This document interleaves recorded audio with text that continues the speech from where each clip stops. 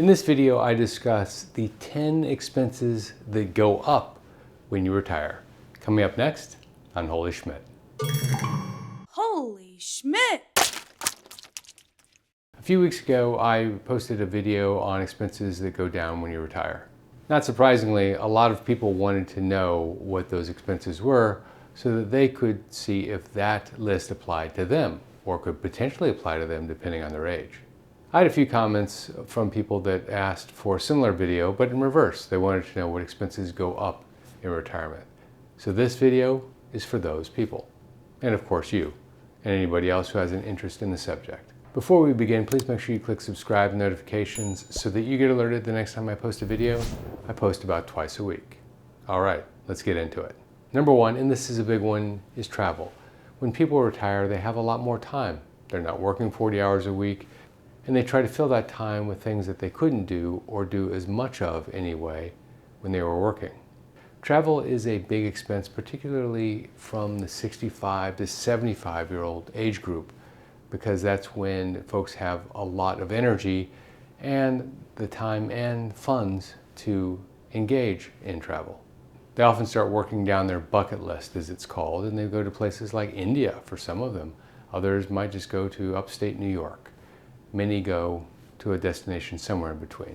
While many people stop traveling at age 75, there are others that continue on into their 80s and even in their 90s. So 75 is not a hard stop for anyone. Expense number two is utilities. Since you're home more, you're going to be using more utilities at home. You won't be at work every day, so the lights remain on in the darker parts of your house.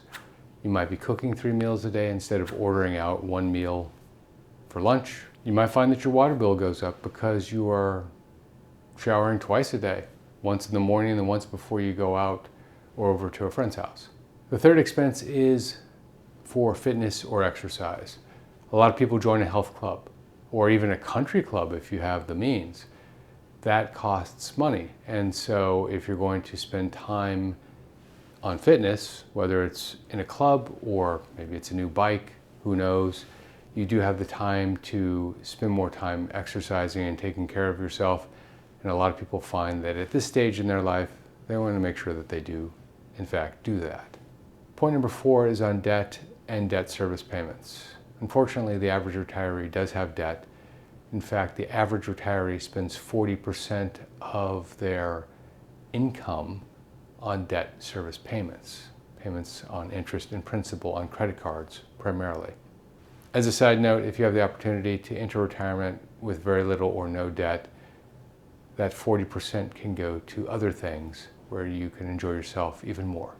Point number five is spending money on things like books and reading. With the extra time, people find that they are more engaged in activities like reading because it keeps the mind sharp and helps pass the days in a very constructive way. The sixth point, and probably the biggest expense that goes up, is healthcare. Not just the cost of your insurance, but out-of-pocket costs, etc. As you get older, you spend more time at the doctor's office, you have more co-pays, you have more out-of-pocket costs, and you may have some things that just aren't covered. And so retirees find that their healthcare costs go up significantly. The next point is moving and relocation. A lot of people move when they retire. They don't stay in the house that they raised the family in. They head to Florida or Arizona, another warm climate, or just into a less expensive home than the one that they raised their family in. The next expense that goes up are the day-to-day expenses.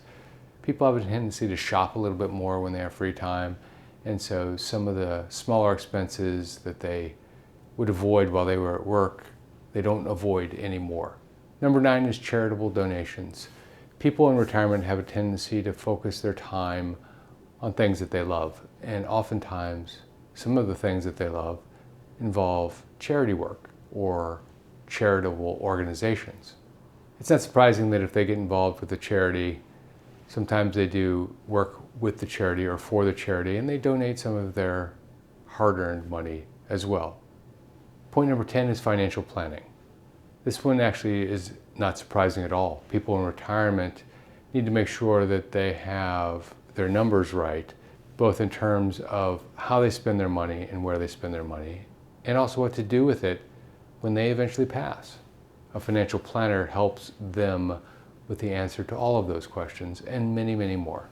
As I mentioned at the beginning, if you like this video, please make sure you click subscribe notifications. Retirement information is changing fast these days, and I work very hard to get what's out there and here for you. This is Jeff Schmidt. Thanks for watching.